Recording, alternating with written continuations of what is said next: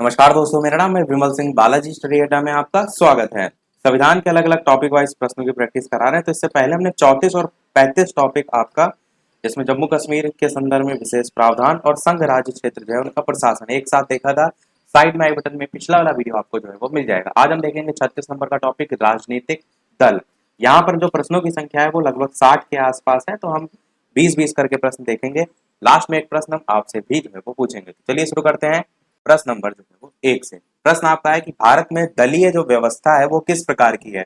एक दलीय है, द्विदलीय है, बहुदलीय है, या फिर इनमें से कोई नहीं? तो बताइए इनमें से कौन सा जो है वो सही होगा। दल से तात्पर्य यहाँ पर क्या है? जैसे कि आप देखते हैं कि भाजपा आपका एक दल हो गया, तो वही यहाँ पर पूछा गया क्या एक दल है, क्या द्विदल है, या फिर बहुदल है? तो आप कहेंगे बहुत सी ऐसी पार्टियां हैं। तो आपका आंसर यहाँ पर बहुदलीय जो है वो सी वाला आपका ऑप्शन यहाँ पर सही हो जाएगा। दूसरा प्रश्न आपका है कि लोकतंत्र का कार्य संचालन किसके अभाव में संभव ही नहीं है, असंभव है? योजना के, नौकरशाही के, राजनीतिक दल के, या फिर पंचायती राज के? बताइए इनमें से कौन सा जो है वो सही होगा। लोकतंत्र का कार्य संचालन किसके अभाव में जो है वो असंभव है? योजना, नौकरशाही, राजनीतिक दल, या फिर पंचायती राज?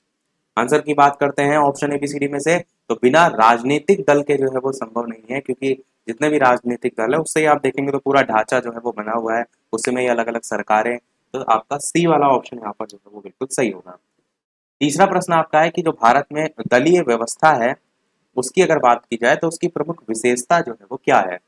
अधिकांश दल प्रधानता धर्म, भाषा और जाति पर आधारित है, या फिर विभिन्न राजनीतिक जो दल हैं उनकी नीतियां और जो कार्यक्रम हैं उनमें काफी जो है वो समानताएं हैं। तीसरा है कि विभिन्न जो क्षेत्रीय या राज्य स्तरीय राजनीतिक दल हैं उनकी जो है वो भरमार है, या फिर जो है वो सभी? तो बताइए इनमें से कौन सा जो है वो सही होगा। तो ऑप्शन एबीसीडी में से अगर बात करें विशेषताओं की, तो पहली भी यहाँ पर विशेषता है, दूसरी भी और तीसरी भी, यानी आंसर आपका उपर्युक्त सभी जो है यहाँ पर बिल्कुल सही हो जाएगा।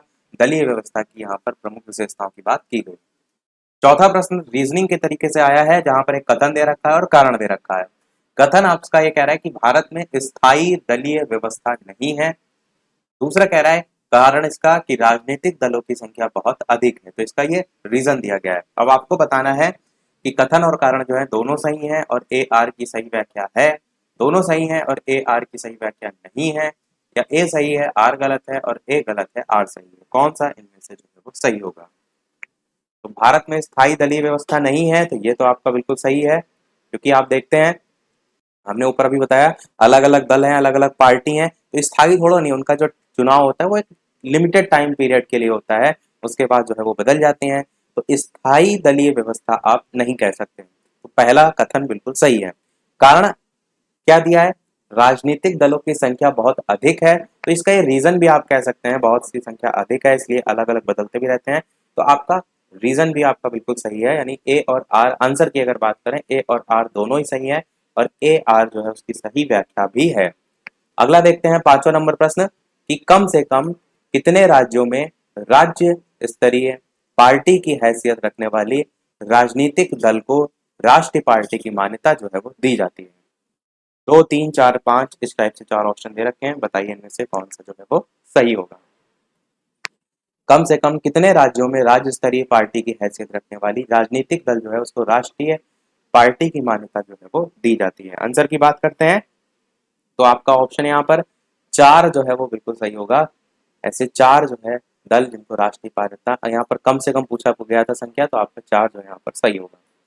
अगला देखते हैं आपका छठा नंबर प्रश्न कि किसी राजनीतिक दल को राष्ट्रीय दल या फिर प्रादेशिक दल इसके रूप में मान्यता जो है वो कौन देता है? राष्ट्रपति के द्वारा दी जाती है, विधि मंत्री देता है, निर्वाचन आयोग देता है, या फिर इनमें से कोई जो है वो नहीं देता है? आपको बताना है कि कौन सा इसमें से ऑप्शन होगा जो कि जो राजनीतिक दल हैं उनको राष्ट्रीय दल अथवा प्रादेशिक दल के रूप में मान्यता देता है। अब चुनाव संबंधी कार्य आप सभी देखते हैं किसके द्वारा ही संपन्न होते हैं? निर्वाचन आयोग के। तो आंसर भी यहाँ पर निर्वाचन आयोग ही आपका जो है वो बिल्कुल सही हो जाएगा। सातवां प्रश्न देखते हैं कि किसी राजनीतिक दल का राष्ट्रीय दल के रूप में मान्यता दी जाती है जब चार कंडीशन दे रखी हैं। पहला कह रहा है कि वह सभी राज्यों में चुनाव लड़ती हो। दूसरा कह रहा है कि वह राष्ट्रीय जो चुनाव है उनमें कुल मतदान अलग अलग कंडीशन यहाँ पर जो है वो दे रखी है कि वह सभी राज्यों में जो है वो चुनाव लड़ती हो। दूसरा कह रहा है वह राष्ट्रीय चुनाव में कुल मतदान का कम से कम जो है 5% मत प्राप्त कर लेती है। तीसरा कह रहा है उसे 4 या अधिक राज्य जो है उसमें राज्य स्तरीय राजनीतिक दल के रूप में मान्यता दी गई हो। और चौथा कह रहा है वह कम से कम 3 राज्यों में सत्ता प्राप्त कर ले। तो चलिए आंसर की बात करते हैं। आपका ऑप्शन यहाँ पर सी वाला सही होगा कि किसी राजनीतिक दल का राष्ट्रीय दल के रूप में मान्यता दी जाती है जब जब जो है उसे 4 या अधिक राज्यों में राज्य स्तरीय राजनीतिक दल के रूप में मान्यता जो है वो दी गई हो। ये वाली आपकी कंडीशन यहाँ पर फुलफिल्ड होगी। अगला देखते हैं प्रश्न। तो ये 7वां प्रश्न हमने देखा। अब 8वां देखते हैं। 8वां प्रश्न आपका है कि भारत में कोई भी राजनीतिक दल भारतीय राष्ट्रीय दल के रूप में मान्यता प्राप्त कर सकता है यदि वो राज्य स्तर जो है उसका दल है।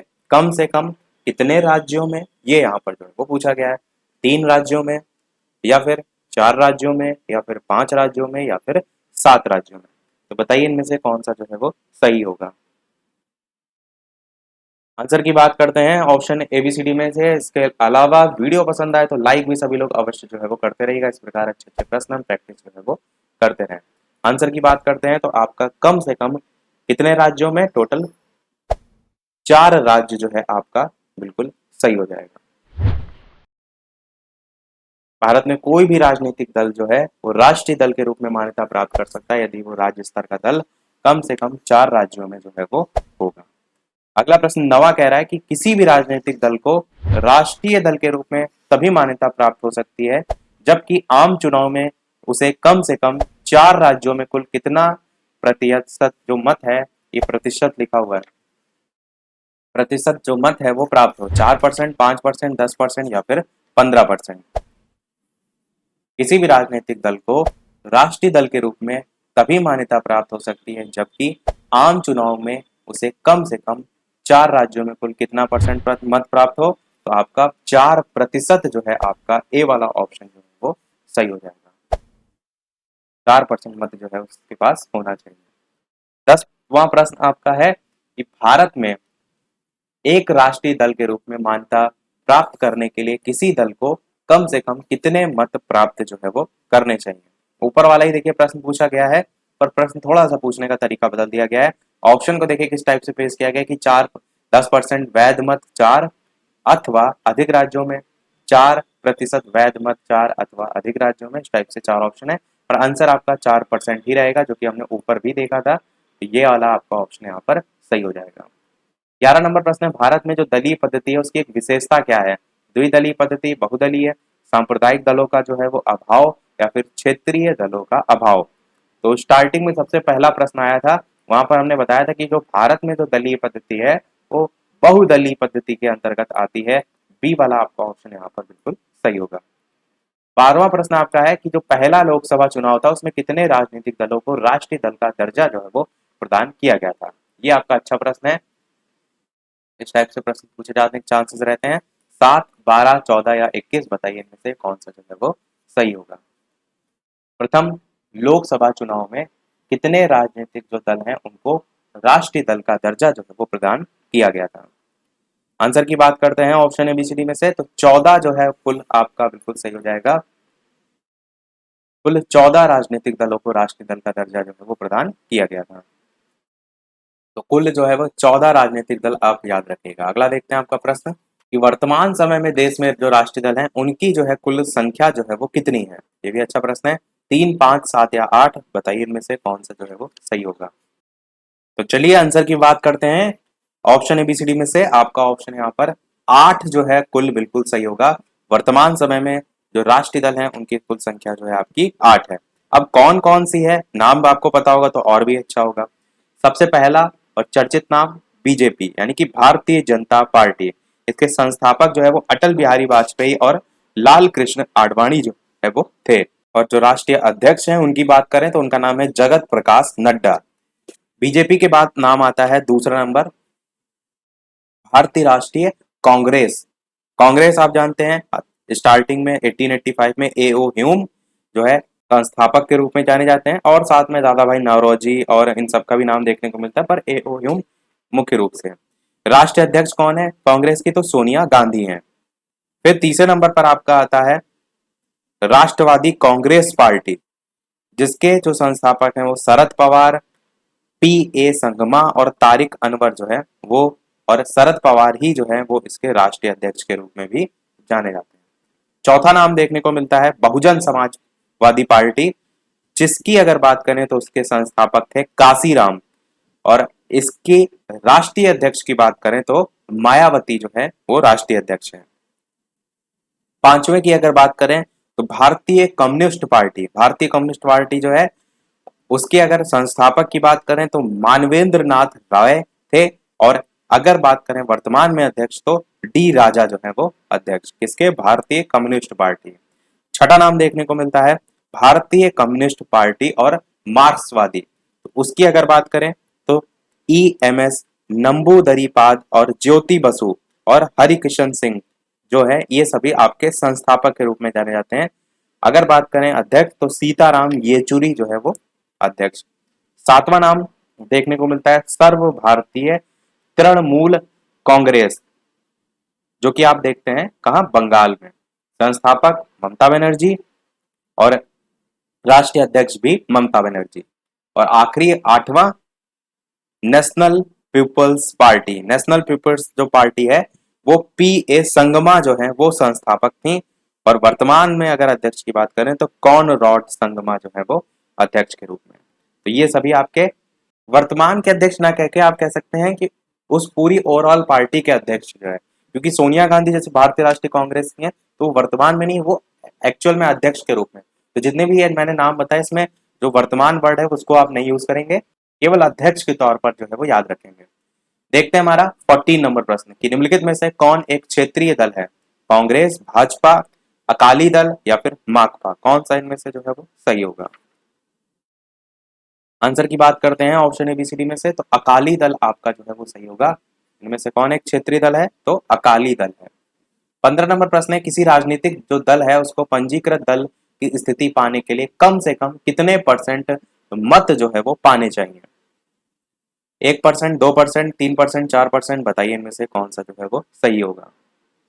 किसी राजनीतिक दल को पंजीकृत दल की स्थिति जो है वो पाने के लिए कम से कम कितने % मत जो है वो पाने चाहिए। आंसर की बात करते हैं तो 4% आपका यहाँ पर जो है वो बिल्कुल सही हो जाएगा। 16 नंबर प्रश्न है भारतीय जनता पार्टी किस राजनीतिक समूह का जो है वो एक हिस्सा है। संयुक्त प्रगतिशील गठबंधन, राष्ट्रीय जनतांत्रिक गठबंधन, जनता परिवार या फिर राष्ट्र परिवार, बताइए इनमें से कौन सा जो है वो सही होगा। आंसर की बात करते हैं ऑप्शन ABCD में से, तो राष्ट्रीय जनतांत्रिक गठबंधन आपका बिल्कुल जो है वो सही हो जाएगा। भारतीय जनता पार्टी राष्ट्रीय जनतांत्रिक गठबंधन जो है इसका जो है वो एक हिस्सा है। 17 नंबर प्रश्न है एक तरफ राज्य स्तरीय पार्टी दे रखी है, एक तरफ उससे संबंधित राज्य दे रखे हैं, और आपको बताना यह है कि कौन सा किससे जो है वो मैच होगा। तो सेतकर कामगार पार्टी सबसे पहले अगर इसकी बात करें तो महाराष्ट्र जो है इससे संबंधित है। पट्टाली मक्कल कच्ची करके जो है ये भी पुडुचेरी से संबंधित, चारों ही आमने सामने लिखे हुए हैं, तो ए वाला ही आपका आंसर यहाँ पर जो है वो बिल्कुल सही हो जाएगा। रिवॉल्यूशनरी पीपल्स पार्टी केरल जो है, और नेशनल कांग्रेस कॉन्फ्रेंस जो है वो जम्मू कश्मीर। इस टाइप से ये राज्य स्तरीय पार्टी हैं जो इनसे राज्यों से जो है वो संबंधित है। अगला देखते हैं आपका 18 नंबर प्रश्न है कि भारतीय साम्यवादी दल का विभाजन दो दलों CPI और CPI जो है M, ये दो दल हैं, इसमें जो है वो किस वर्ष जो है वो हुआ था। 1962, 1964, 1966 या फिर 1969, बताना है आपको इनमें से कौन सा जो है ऑप्शन सही होगा। चलिए बात करते हैं आंसर की, तो 1964 ईस्वी आपका जो है वो सही हो जाएगा। भारतीय साम्यवादी दल जो है उसका विभाजन।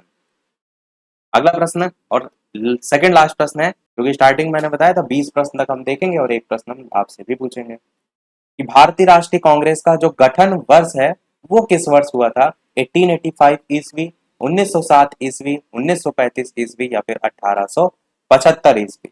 तो ये क्वेश्चन तो आपका बेहद ही महत्वपूर्ण है, जो बार बार आपको देखने को मिलता भी है अलग अलग पेपर में। तो बताइए इनमें से कौन सा जो है वो सही होगा। आंसर की बात करते हैं ऑप्शन ABCD में से, तो आपको याद रखना है 1885 ईस्वी। भारतीय राष्ट्रीय कांग्रेस का गठन। पहला अधिवेशन कहाँ हुआ था अगर पूछा जाए तो बंबई में हुआ था। देखते हैं हमारा अगला और इस वीडियो का लास्ट प्रश्न। इसके अलावा वीडियो अभी तक आपने लाइक ना किया हो तो सभी लोग वीडियो को लाइक भी करते रहिएगा, चैनल पर नए हो सब्सक्राइब करके जुड़ जाइएगा, टेलीग्राम चैनल से यदि ना जुड़े हो लिंक आपको डिस्क्रिप्शन में मिल जाएगी, बालाजी श्रीएटा सर्च करके भी टेलीग्राम चैनल से जुड़ सकते हैं। प्रश्न आपका है भारतीय राष्ट्रीय कांग्रेस जो है उसका चुनाव चिन्ह जो है वो क्या है? कमल, चक्र, पंजा, मसाल। बहुत ही आसान सा प्रश्न है, आसानी से आप जो है इसे बता जाएंगे। तो बताइए कौन सा इनमें से सही होगा। आंसर की बात करते हैं तो आप सभी जानते हैं पंजा जो है, मैंने नाम भी ऊपर बताया था सोनिया गांधी, तो पंजा जो है आपका जो है वो बिल्कुल सही होगा। तो सभी प्रश्न हमारे समाप्त हुए। अब देख लेते हैं वो प्रश्न जैसे कि सभी वीडियो में हम आपसे एक न एक प्रश्न पूछते हैं। तो इस वीडियो का आपके लिए प्रश्न है जिसका आंसर वीडियो के मेन कमेंट में टाइप करके आपको बताना है कि भारत में मुस्लिम लीग की स्थापना जो है वो कब हुई थी।